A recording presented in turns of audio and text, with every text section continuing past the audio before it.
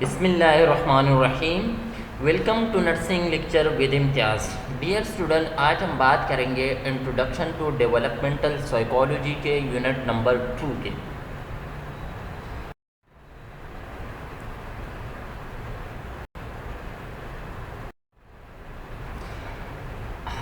Unit number 2 के objective है define developmental psychology, identify various stages of developmental psychology, describe theories of development psychology, that is Freud, Erikson and Piaget, describe interaction between heredity and environment। सबसे पहले बात करते हैं कि what is developmental psychology. Developmental psychology scientific study है किस चीज़ की, how and why human being change over the course of their life, कि क्यों और कैसे ह्यूमन बीइंग्स लाइफ के दौरान चेंज होते रहते हैं। मीन्स के बच्चे होते हैं वो क्यों थोड़े से टाइम गुजर जाते हैं तो वो चेंज हो जाते हैं, क्यों ऐसा होता है और कैसे हो जाता है ये changes over the course of life एक ह्यूमन बीइंग्स के अंदर। जब इसको हम स्टडी कर रहे होते हैं उसको हम नाम देते हैं कि this is called developmental psychology. तो डिफिनीशन सबसे इजी है कि scientific study of how and why human being change over the course of their life, कि क्यों और कैसे ह्यूमन बीइंग अपने लाइफ के अंदर या अपने लाइफ पेजेस को कैसे और क्यों चेंज करते रहते हैं। उस ब्रांच ऑफ साइकोलॉजी को हम नाम देते हैं developmental psychology. Originally concern with infants and children, developmental psychology के अंदर हम ज़्यादातर बात करते हैं बच्चों के, यानी infants up to 1 year and children और बच्चों के। द फील्ड है एक्सपेंडेड टू इंक्लूड, इसके अलावा ये फील्ड वसी हो गया और इसके अंदर शामिल किया गया है एडोलेसेंस एज के ग्रुप को, एडल्ट के डेवलपमेंट को, एजिंग प्रोसेस को, कि नॉर्मली जब हम बड़े होते जाते हैं सही तो हमारे वेरियस अर्गन उसके अंदर कमज़ोरी आ जाती है, यानी जो डीजनरेशन वाला प्रोसेस होते हैं। और इसके अलावा द एंटायर लाइफ स्पेन, यानी डेवलपमेंटल साइकोलॉजी जो है ये ज़्यादातर कंसर्न होता है, इसके अंदर ज़्यादातर हम डिस्कस करते हैं इन्फेंट को और चिल्ड्रन को। लेकिन अभी ये फील्ड वसी हो गया और इसके अंदर शामिल किया गया है कि हम एडोलेसेंस की और एडल्ट की डेवलपमेंट की भी बात करते हैं। इसके अलावा एजिंग और जो entire life of human being है उसके अंदर क्या चेंजेस आते रहते हैं उसको भी हम स्टडी करते हैं डेवलपमेंटल साइकोलॉजी के अंदर। Stages of development depend on, stages जो डेवलपमेंट के स्टेजेस हैं ये किस चीज़ के ऊपर डिपेंड कर रहे होते हैं, बायोलॉजी के ऊपर, इकोनॉमिक्स के ऊपर, साइकोलॉजी के ऊपर और सोशियोलॉजी के ऊपर। जितनी भी डेवलपमेंट के स्टेजेस से ह्यूमन बीइंग गुजर रहा होता है it's depend on biology, economics, psychology and sociology. Cognitive development theory की बात करते हैं जो जीन्स पैगेट ने पेश की थी। जीन्स पैगेट जो था 19 अगस्त 1896 के अंदर पैदा हुआ था और 16 सितंबर 1980 के अंदर उनकी डेथ हो गई थी। ये उसकी शॉर्ट बायोग्राफी है जीन्स पैगेट की, यानी उसकी life span. Jean Piaget was one of the most influential psychologists of the 20th century। 20वीं सदी की जो सबसे असरअंदाज होने वाला सबसे फेमस जो साइकोलॉजिस्ट था वो जीन्स पैगेट था। कहाँ पे बोर्न हुआ था? न्यूचेटल, स्विट्ज़रलैंड की एक सिटी है, वहाँ पे ये बोर्न हुआ था। तो well educated and professional parents, कहाँ पे पैदा हुआ था? जिनके घराने में पैदा हुआ था वो वेल एजुकेटेड और प्रोफेशनल इनके पेरेंट्स थे। कब पैदा हुआ था? 1896 के अंदर, यानी डेट ऑफ बर्थ इस स्लाइड के अंदर हमने ज़रूर याद रखनी है। इसके अलावा स्विट्ज़रलैंड न्यूटल इस सिटी के अंदर वो पैदा हुआ था और 20वीं सेंचुरी के सबसे मोस्ट इन्फ्लुएंशियल साइकोलॉजिस्ट में इनका शुमार किया जाता था।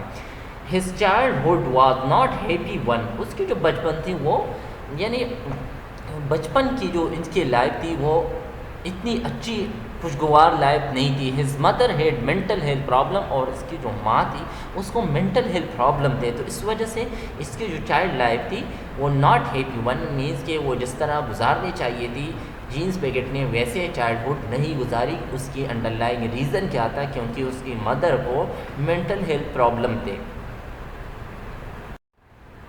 What is cognitive development. अब इसने बात की थी कॉग्निटिव डेवलपमेंट की, तो हम डिस्कस करते हैं कि कॉग्निटिव डेवलपमेंट क्या है। The equation of the ability to think, reason and solve problem. किसी इंसान की वो एबिलिटी कि वो इस चीज़ को एक्वायर कर दें, उस एबिलिटी को वो सोचें, वो रीज़न करे और वो प्रॉब्लम को सॉल्व करे। इस डेवलपमेंट को हम नाम देते हैं, this ability is called cognitive development. The person ability to acquire to think, reason and solve problem rationally and logically, उसको हम नाम देते हैं cognitive development. It is the process by which people thinking changes across the life span, या दूसरी definition के ये वो प्रोसेस है जिसके अंदर लोग अपने सोच के अंदर चेंजेस लेकर आते हैं अक्रॉस द लाइफ स्पेन।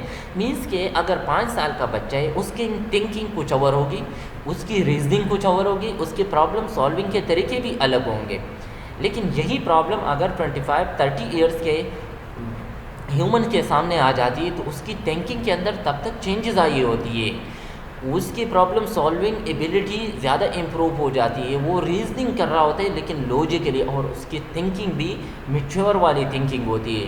तो ये वो प्रोसेस है जिसके अंदर लोगों की थिंकिंग के अंदर चेंजेस आती है अक्रॉस द लाइफ।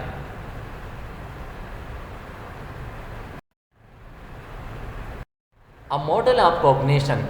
अब जो मॉडल है कॉग्निशन की, थिंकिंग की, वो क्या है कि इंफॉर्मेशन फ्रॉम इन्वायरमेंट से इंफॉर्मेशन आती है, सेंसरी एंड परसेप्चुअल प्रोसेस, किसके ज़रिए, या सेंसरी ऑर्गन के ज़रिए, या हम उसको परसीव करते हैं, उसके बाद वो मेमोरी में आ जाते हैं, और मेमोरी में जब आ जाते हैं तो उसके बाद हम उस पर सोचते हैं, और देन लैंग्वेज में वो हम स्पीक कर रहे होते हैं, हम बोल रहे होते हैं। यानी a model of cognition consist of information taking from environment.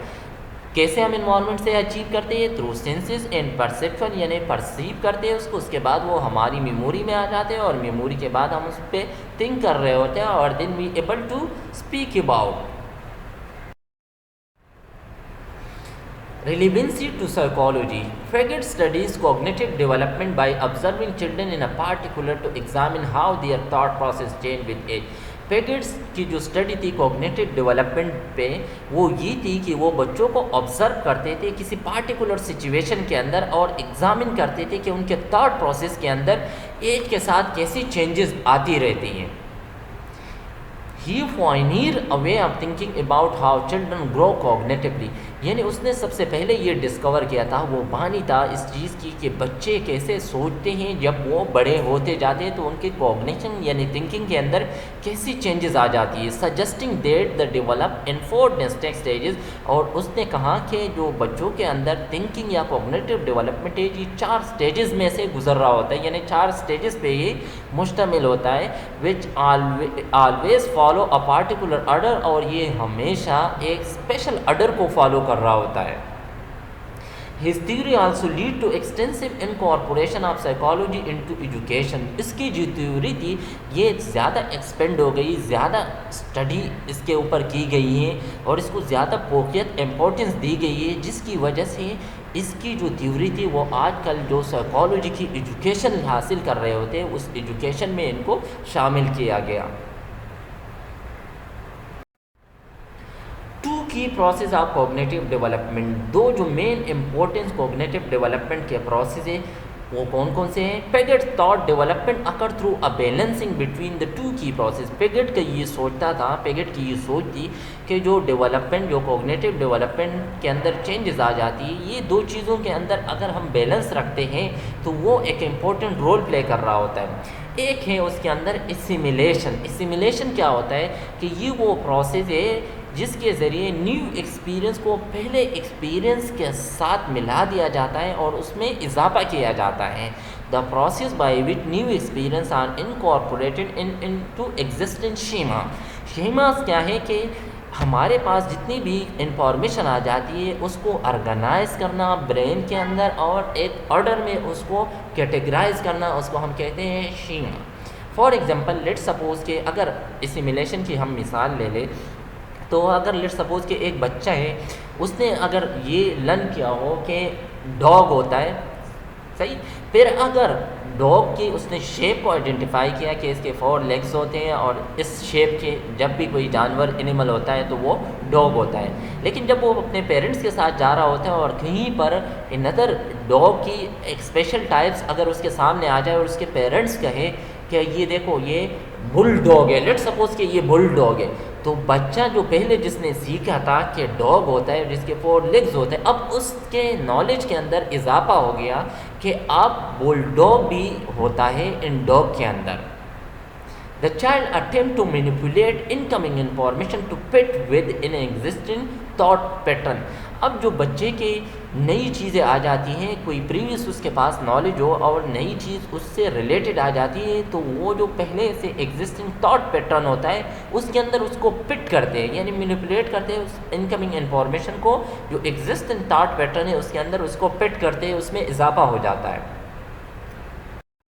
Assimilation involve incorporating new information into our existing mental framework। अब अगर न्यू इन्फॉर्मेशन हमारे पास आ जाती है जो पहले से मौजूद हमारे मेंटल फ्रेमवर्क है, या जो हमारे जो हमने शेमा बनाया किसी चीज़ से रिलेटेड हमने इन्फॉर्मेशन को ऑर्गेनाइज किया है, वो उनके साथ इन्वॉल्व हो जाते हैं। For example, a child tries to make a sense of new object by relating it to what the child already know about a more familiar object। For example, अगर एक बच्चा है वो कोशिश कर रहा होता है, सेंस बना रहा होता है किसी न्यू ऑब्जेक्ट की और उसको रिलेट कर रहा होता है जो बच्चा पहले से उस चीज़ के बारे में जानता हो, जो पहले से वो चीज़ उसके लिए सिमिलर हो। या लेट सपोज कि अगर हम मिसाल देखें कि अगर एक गोल सी चीज़ अगर बच्चे के सामने जिस कोई भी टॉय हो, ठीक है, अब अगर उस टॉय जैसे उसको इन्वायरमेंट के अंदर कोई और चीज़ नज़र आ जाती है तो बच्चा उसको उसी से रिलेट कर रहा होता है कि ये सिमिलर टू उससे जिसके साथ मैं फीमेलियर हो, जो मेरा अपना खिलौना है ये उससे मिलता जुलता है। तो अब उसने क्या किया कि न्यू सेंस बनाया, जो न्यू ऑब्जेक्ट है उसके बारे में अपना सेंस बनाया, और जो पहले से वो जिस ऑब्जेक्ट के बारे में फेमिलियर था उस इंफॉर्मेशन को और जो न्यू इंफॉर्मेशन उस बच्चे के पास आ रही है दोनों को एक ऑर्डर दे देता है। नेक्स्ट है एकोमोडेशन। एकोमोडेशन क्या है? The process by which new experience का एग्जिस्टिंग छेमा टू चेंज। अब एकोमोडेशन के अंदर क्या होता है, जैसे जैसे बच्चा न्यू एक्सपीरियंस गेन कर रहा होता है, जो पहले से उसने थॉट प्रोसेस ऑर्गेनाइज किया होता है, जो शीमात बना हुआ होता है, वो इसके अंदर चेंज हो जाते हैं, तो उसको हम कहते हैं accommodation.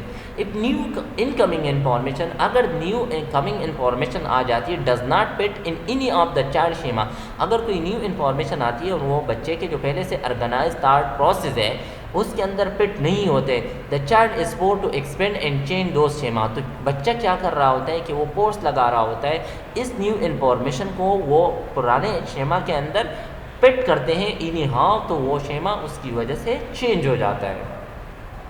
Instead of the object being manipulated to fit the schema is manipulated to fit the object. अच्छा, बजाय इसके कि जो ऑब्जेक्ट आए वो पुराने थॉट प्रोसेस पुराने ऑर्गेनाइज इन्फॉर्मेशन या शीमा के अंदर फिट हो जाए, ऐसा नहीं होता। लेकिन क्या होता है कि शीमा को मैनिपुलेट किया जाता है, जो पहले से ऑर्गेनाइज थॉट प्रोसेस होता है उसको चेंज किया जाता है और वो न्यू ऑब्जेक्ट उसके अंदर फिट किया जाता है। एकोमोडेशन, ये दो मिसालें दी गई। एकोमोडेशन ऑकर जैसे dog, 4 legs, ear, tails, barks, furry और लेग्स। ठीक है, सेकंड पे आप लोग देखें cats, 4 legs, ear, tails, meow, furry, claws and claim.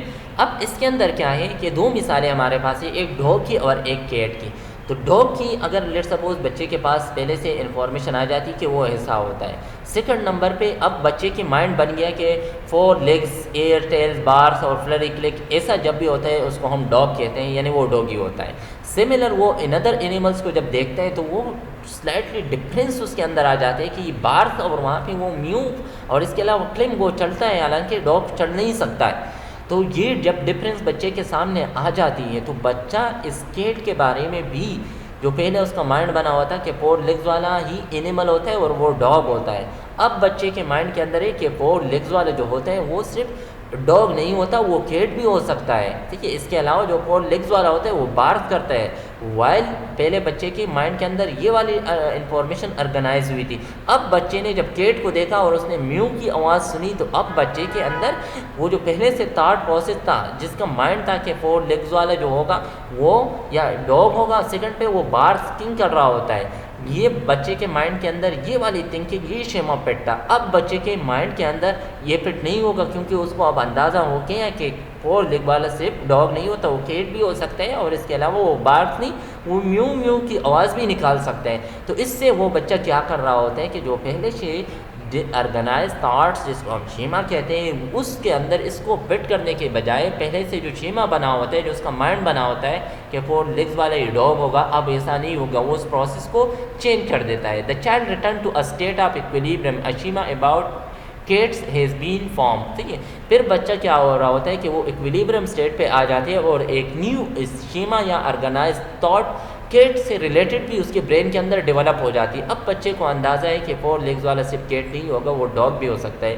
4 legs वाला जो होता है वो सिर्फ बार्किंग नहीं कर रहा होता, 4 लेग्स वाला कैट भी हो सकता है और वो म्यो भी कर सकते हैं। इसके अलावा 4 लेग्स वाला जो डॉग है, बच्चे के शीमा ये बना था कि ये क्लेम्स नहीं कर सकता है, तो उस बच्चे के माइंड में था कि कोई भी 4 लेग्स वाला जो एनिमल होगा वो क्लेम नहीं कर सकता। हालांकि अब उसने केट देखा और उसको ऑब्जर्व किया, तो अब केट से रिलेटेड शेमा बना कि 4 लेग्स वाला म्यू भी कर सकता है और वो चढ़ भी सकता है। तो these are the example of accommodation.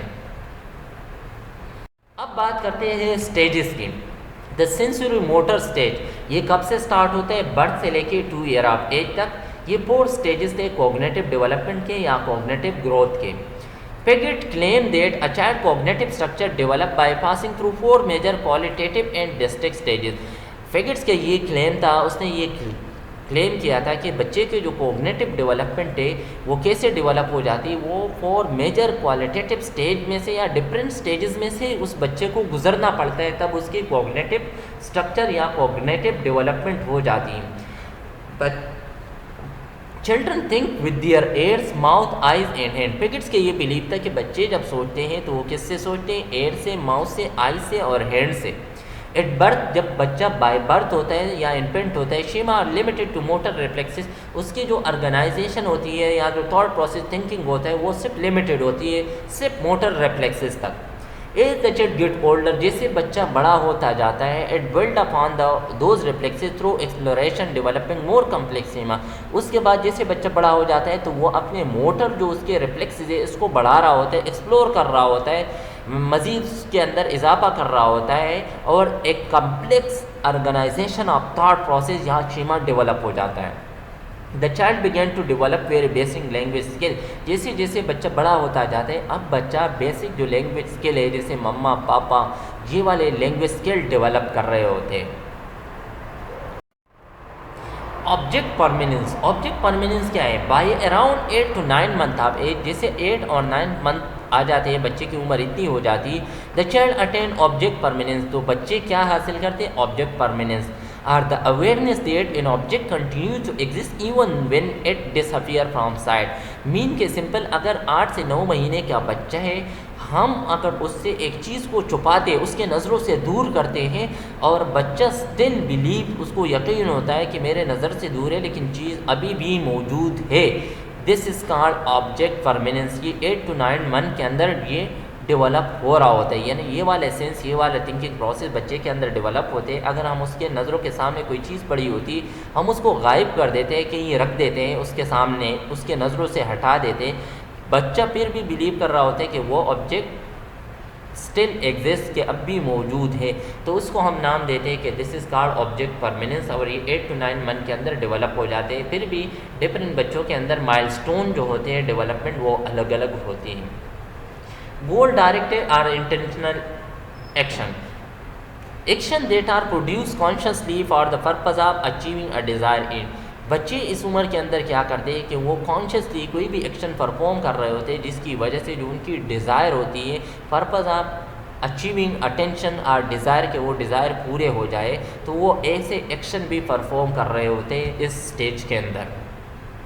Different imitation, repeating an action observe on previous occasion, बच्चे क्या कर रहे होते हैं कि वो इमिटेशन कर रहे होते हैं, कर रहे होते हैं। इमिटेशन मीन नकल उतारना, किसी की नकल उतारना।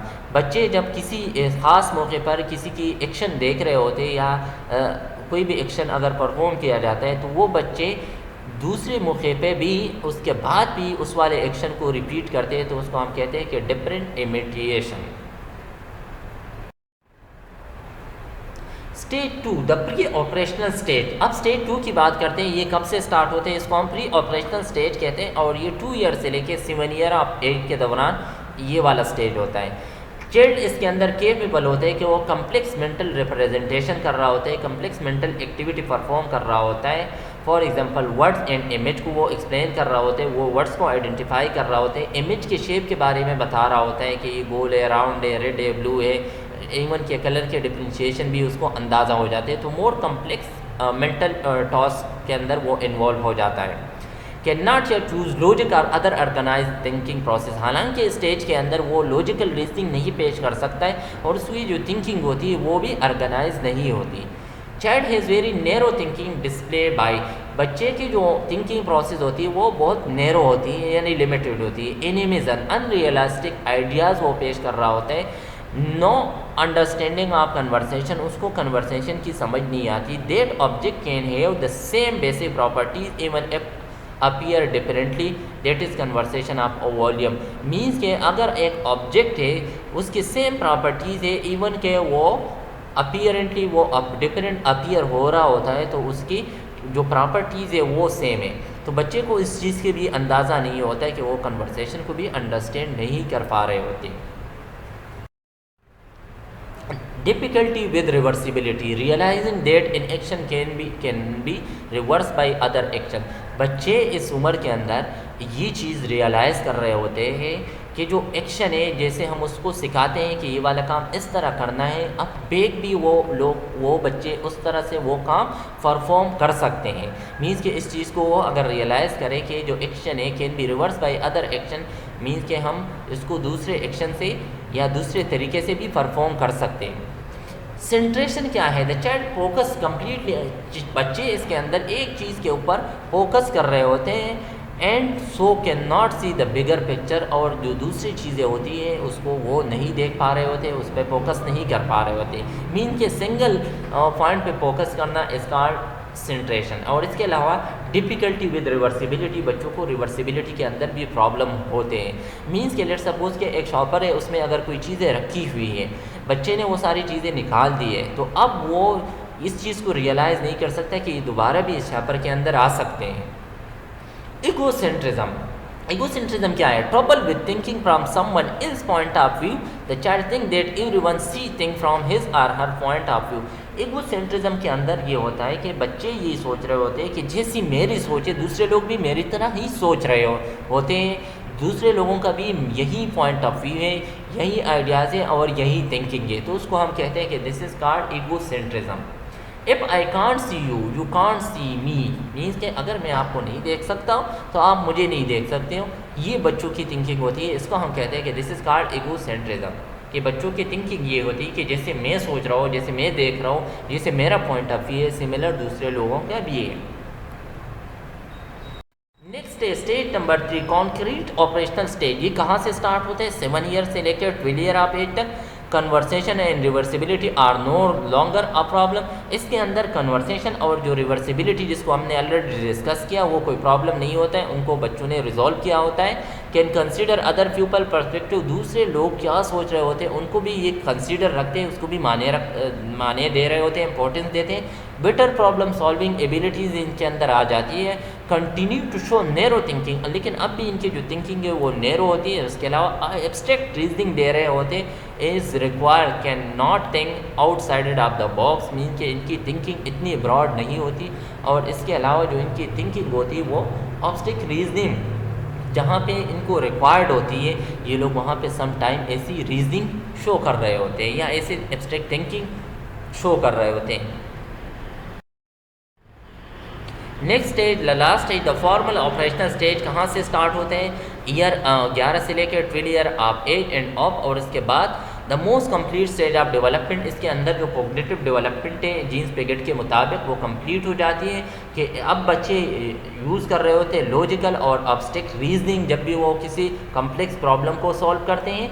The child way of thinking is at most advance, अब बच्चे की जो थिंकिंग प्रोसेस है वो ज़्यादा एडवांस, ज़्यादा क्लेवर, ज़्यादा होशियारी के साथ वो थिंकिंग प्रोसेस कर रहा होता है। Although the knowledge it has to work with will change, सही है, लेकिन अब भी जो उसकी नॉलेज है उसके अंदर मज़ीद बेहतरी लेकर आनी है कि उसने अपने थिंकिंग प्रोसेस को चेंज करना है। Now segment Freud psychosocial stages of development. Freud ने जो साइकोसेक्सुअल थ्योरी पेश की थी उसकी स्टेजेस क्या थी? Oral stage, anal stage, phallic stage, latent stage and genital stage. Oral stage के अंदर माउथ सकिंग और स्वॉलोइंग ये चीज़ें शामिल होती है और इसके अंदर ईगो डेवलप हो जाती है ओरल और इनर स्टेज के अंदर। The anus with holding or expelling faeces, यानी बच्चे की डेवलपमेंट कैसी हो रही होती है कि वो एनस या यूरिन या स्टूल को होल्ड कर रहा होता है या एक्सक्रीट कर रहा होता है, तो वो इसमें से ग्राफ्टिफिकेशन ले रहा होता है। पहले स्टेज के अंदर वो पेनिस और क्लाइटोरस या मस्टरबेशन से रिलेटेड है जिसको हम कहते हैं सुपर ईगो डेवलप होती है। और लेटेस्ट स्टेज के अंदर लेटर या नो सेक्सुअल मोटिवेशन प्रेजेंट होती है। और जेनाइटल स्टेज के अंदर द पेनिस और विजाइना सेक्सुअल इंटरकोर्स। तो ये इसके स्टेजेस थे फ्रूड के साइकोसेक्सुअल थ्योरी के।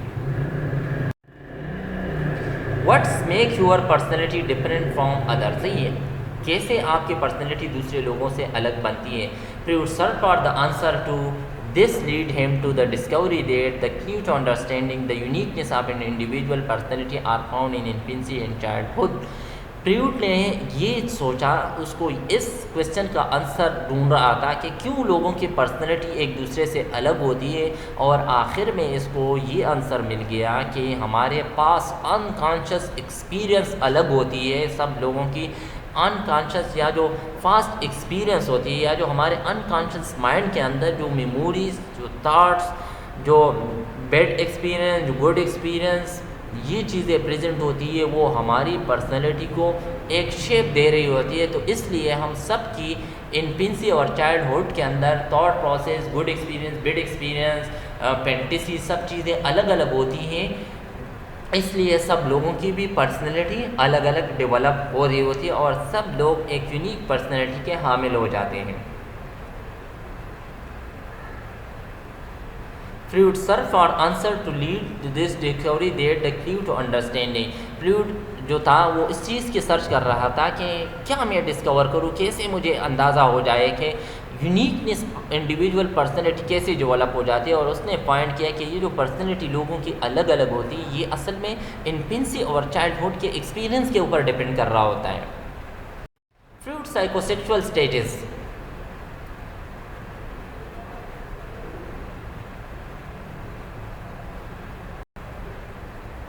ओरल स्टेज, बर्थ से लेके 18 मंथ तक ओरल स्टेज स्टार्ट हो जाता है। इनर स्टेज 18 मंथ से लेके 3 इयर्स तक, टाइम ड्यूरेशन याद रखना है हमने। Phallic stage 3 year to 7 to 8 years. Latency stage 7 to 8 year to puberty. और genital stage puberty to adulthood. Sigmund Freud psychosexual theory. It's like having 5 miniature personality each lasting a couple of years until you reach maturity. Means के जो 5 personality के main features हैं ये long lasting होती है, couple of year तक ये maintain रहती है ऐसी पर्सनैलिटी जब तक हम कम्प्लीटली मेचुरेशन या मेच्योर हो जाते हैं। Each stage is present you with the unique challenges. हर एक स्टेज के अंदर सेगमेंट फ्रूड का ये बिलीव था कि हमें एक यूनिक चैलेंजेस का सामना करना पड़ता है। अगर हम सक्सेसफुली उस चैलेंज को क्रॉस कर दें तो you acquire a fully mature personality, तो हम एक अच्छी मेच्योर पर्सनैलिटी डेवलप करते हैं। ऑन द अपोजिट साइड अगर हम उस चैलेंज को डिफरेंट स्टेजेस के अंदर अगर उसको हम सक्सेसफुली चैलेंज नहीं करें, क्रॉस नहीं करें, उस पर ओवरकम ना करें, तो हमारी पर्सनैलिटी फिर नेगेटिव या इमेच्योर पर्सनैलिटी डेवलप हो जाती है।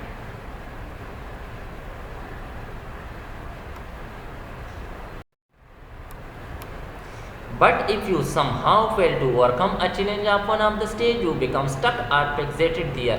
अगर बच्चा किसी भी स्टेज के अंदर या ह्यूमन बीइंग किसी भी चैलेंज को ओवरकम ना करे और फेल हो जाए, उस चैलेंज का सामना ना कर रहे, सक्सेसफुली उसको क्रॉस ना करे, तो हम वहाँ पे स्टक हो जाते हैं, वहाँ पे फंस जाते हैं और वहाँ पे हमारी पर्सनैलिटी पैक्स हो जाती है। This is wear a lot of your personal uniqueness come from your stuckness, जहाँ पे हम उस मेंटल चैलेंजेस को अच्छे तरीके से क्रॉस ना करें, उसको सक्सेसफुली क्रॉस ना करें और फेल हो जाए, उस चैलेंज का सामना करना जब हमें पड़े और हम उस चैलेंज को सक्सेसफुली क्रॉस ना करें, वहाँ से पर्सनैलिटी डेवलपमेंट हो जाती है, क्योंकि वहाँ पे हम फेल हो जाते हैं, स्टक हो जाते हैं या फिक्स हो जाते हैं particular stage of personality development के अंदर।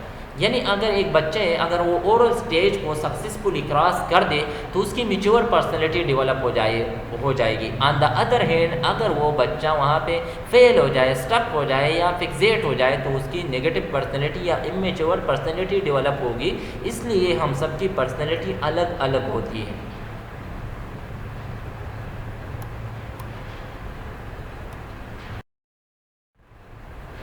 The oral stage birth to 18 months, stage की कैरेक्टरिस्टिक पढ़ते हैं। ओरल स्टेज के अंदर during the first year of life बच्चे जो होते हैं वो सेक्सुअल या एग्रेसिव ग्राफ्टिफिकेशन या सेक्सुअल डिज़ायर या वो ग्राफ्टिफिकेशन मज़े कहाँ से लेती है, माउथ से। इन infant life centre of on his mouth, बच्चे के जो लाइफ सेंटर होते हैं वो माउथ होते हैं। बच्चे को लगता है कि जो भी मुझे ग्राफ्टिफिकेशन मज़े और खुशी मिलनी है वो माउथ से मिलनी है, इसलिए वो हर एक चीज़ को one of the first object out there that provide an infant with oral satisfaction is his mother breast. बच्चे को जो सबसे पहले सेटिस्फेक्शन या ग्राफ्टिफिकेशन मिलती है वो कहाँ से मिलती है, मदर के ब्रेस्ट से, क्योंकि बच्चा पीट कर रहा होता है। The mother breast is a main source of connection and satisfaction. अब जो ब्रेस्ट फीडिंग मदर करवा रही होती है और बच्चा पीट कर रहा होता है तो वो ब्रेस्ट फीडिंग बच्चे के लिए एक सोर्स ऑफ कनेक्शन और एक सेटिस्फेक्शन होता है।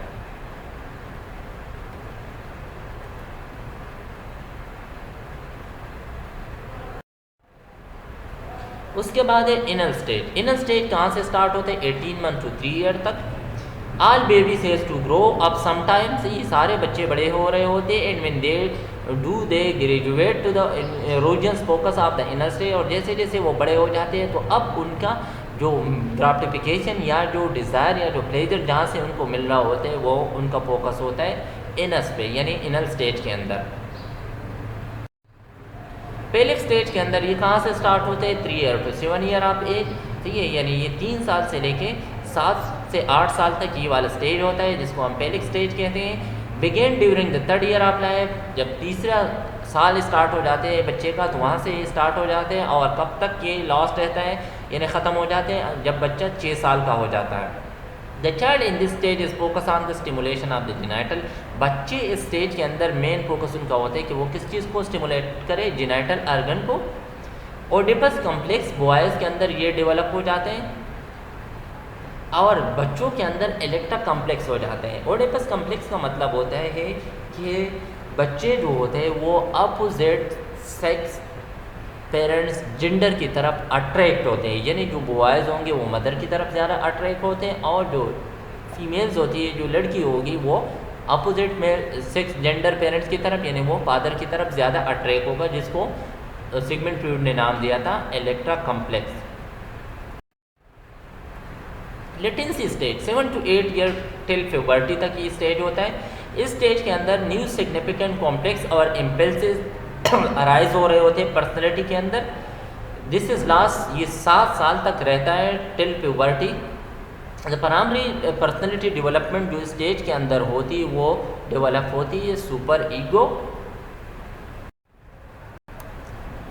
Thing cool down, so to speak, there is no conflict with the opposite sex parent. इसके अंदर ये कूल डाउन होते हैं और बोल भी रहे होते हैं और कोई कॉन्फ्लिक्ट नहीं होती, अपोजिट सेक्स पेरेंट्स की तरफ, ये दोनों पेरेंट्स की तरफ इक्वली अट्रैक्ट हो रहे होते हैं। There is no battle for control over satisfaction, और कोई लड़ाई झगड़े नहीं, कोई कॉन्फ्लिक्ट नहीं चल रही होती है कि सेटिस्फेक्शन को किस तरह हमने कंट्रोल करना है, किस तरह हमने अपने आप को सेटिस्फाई करना है। It is a time for a basic social exploration like making friend and forming little social click. ये वो स्टेज होता है जिसके अंदर बच्चे क्या कर रहे होते हैं कि अपने सोशल गैदरिंग को थोड़ा सा एक्सप्लोर कर रहे होते हैं, बढ़ा रहे होते हैं, वो डिफरेंट ग्रुप्स बनाते हैं सोशल पीयर्स ग्रुप के साथ और न्यू फ्रेंड्स बनाने की कोशिश कर रहे होते हैं। जेनाइटल फेज प्यूबर्टी से लेके एडल्टहुड तक इस during this time the person direct sexual impulses toward someone the opposite sex. इसके अंदर जो उसकी सेक्सुअल इम्पल्सिस होती है या जो सेक्सुअल डिज़ायर होती है वो अपोजिट सेक्स की तरफ होती है, यानी मेल का फीमेल, फीमेल का मेल की तरफ। Adolescence bring about reworking of the Oedipus or Electra conflict and or reworking of the adult childhood identification. Adolescent जो होते हैं वो दोबारा से री अवेक हो जाते हैं और ओडिपस कॉम्प्लेक्स और इलेक्ट्रा कॉन्फ्लिक्ट, और इसके अलावा वो रिव्यू कर रहे होते हैं, वो याद कर रहे होते हैं अर्ली चाइल्डहुड आइडेंटिफिकेशन को। The child is now open to learn how to engage in mutually satisfying sexual relationship. Sigmund Freud अपने बुक्स में लिखते हैं कि अगर बच्चा पहले वाले स्टेजेस को सक्सेसफुली क्रॉस कर देते हैं तो वो जब एडल्ट हो जाते स्टेज में आ जाते हैं, जेनाइटल स्टेज में, तो उनकी जो सेक्सुअल रिलेशन होती है यानी जो हस्बैंड वाइफ की रिलेशन होती है वो म्यूचुअली अंडरस्टैंडिंग भी हो रही होती है और वो लॉन्ग लास्टिंग होती है, एक ट्रस्ट डेवलप हो जाते हैं सेक्सुअल रिलेशनशिप के अंदर। Keep in mind that Freud never stated that all people reach this point of full maturity. Sigmund Freud, ये बात हमें याद रखनी है, माइंड के अंदर रखनी है कि सिगमंड फ्रॉयड ने कभी ये नहीं कहा कि जितने भी लोग होते हैं वो इस स्टेज के अंदर फुल्ली वो मैच्योर हो जाते हैं। This point is more like an ideal, ये एक आइडियल पॉइंट है some time to strive for a life long project के लोग इसके अंदर फुल्ली मैच्योर हो जाते हैं और एक आइडियल स्टेज सिगमंड फ्रॉयड ने नाम दिया था कि आइडियली ऐसा होना चाहिए। But if somebody does not make it could easily fall back into selfish phallicism. अगर जो लोग इस स्टेज के अंदर नहीं पहुंच पा रहे होते यानी स्टेज के अंदर उनकी ये थिंकिंग, ये पर्सनैलिटी डेवलप नहीं हो जाती तो वो आसानी से सेल्फिश वाली थिंकिंग की तरफ चले जाते और वो उनकी पर्सनैलिटी फिर नेगेटिव थिंकिंग वाली डेवलप हो जाती है। This seem to conjure up image of selfish lover who does not care about the pleasure of the other partner। और ऐसे लोग जब होते हैं वो सेल्फिश होते हैं, वो अपने लवर या जो लवर पार्टनर होते हैं या जो उसके पार्टनर होते हैं चाहे मेल हो फीमेल हो उसके साथ वो मुखलिस नहीं होता, वो सेल्फिश लवर कहलाता है। Parent can only give good advice. Parent जो होते हैं वो सिर्फ हमें गुड एडवाइस दे सकते हैं और put them on the right path या सही रास्ता बता सकते हैं, but the final forming a person character lie in their own hand. लेकिन जो फाइनल पर्सनैलिटी या जो कैरेक्टर बन रहा होता है वो डिपेंड कर रहा होता है अपने सीधे यानी हमारे हाथों में कि हमने अपने पर्सनैलिटी को कैसे